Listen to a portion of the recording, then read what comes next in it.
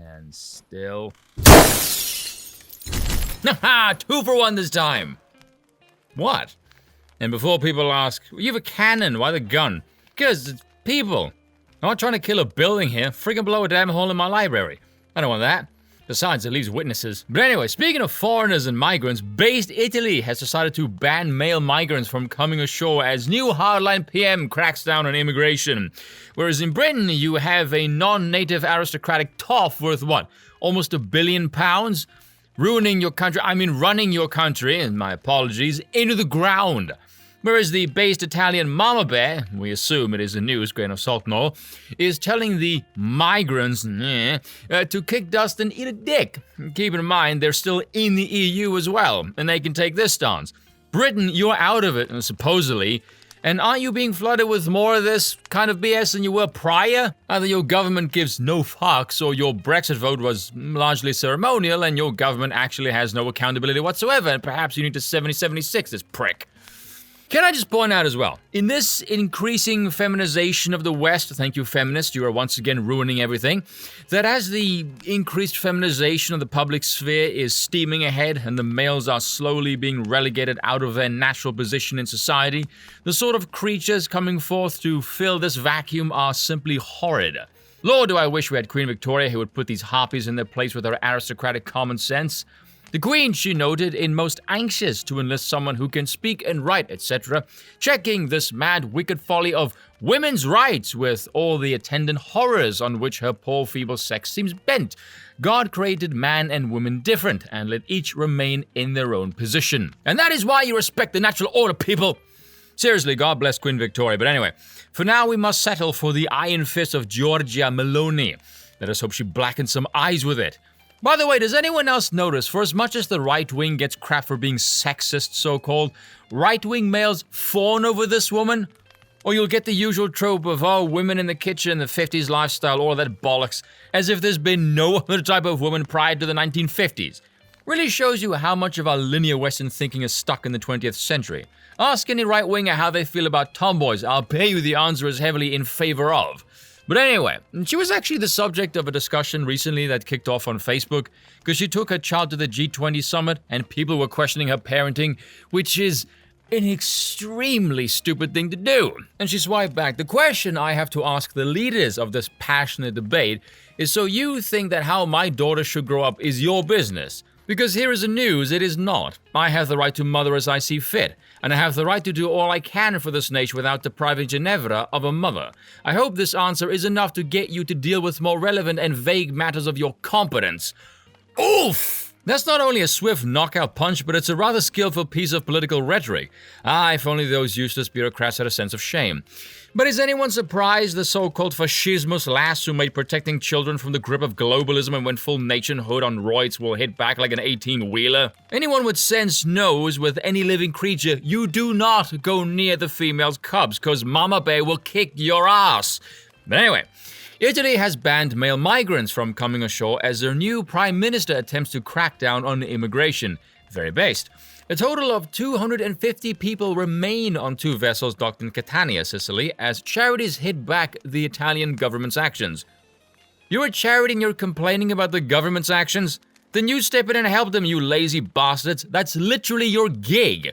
Why the hell should the taxpayer be forced to pay for it? Over the weekend, Italian authorities said children and those in need of urgent medical care could disembark from the 2 ships, but anyone else could not.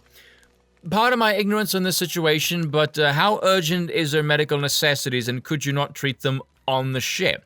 Get the charity to help. Why does the Italian state need to help with any of this? On whose authority are they compelled to help? Well, the captain of one boat named Humanity 1 has refused to leave port. Oh, I have an idea.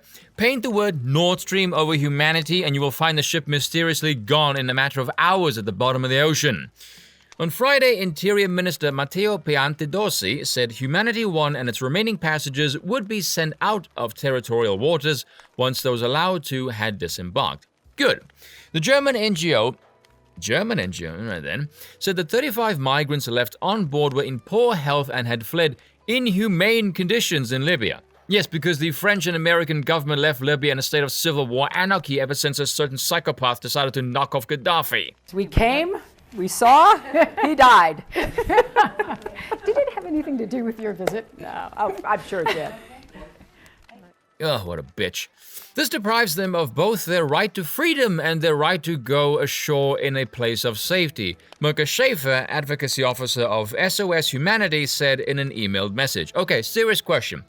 Because NGOs, political sort of infrastructure, legality not exactly is my wheelhouse, but under whose authority are you to say this? You're an NGO. Who or what allows you to just take these unnamed migrants and just dump them onto Italian soil under the auspice this is their right to be taken care of by the Italian state? You speak of freedom and rights, which is guaranteed by what body exactly? Well, the Geo Baron's charity vessel had asked Rome for a safe port to disembark 572 migrants, has also docked in Catania, the press officer for the ship said. Again, under whose authority? As in the case of Humanity 1, the Italian government has issued a decree to allow the Geo Barons to dock only to disembark people in the need of emergency assistance, government sources said on Sunday.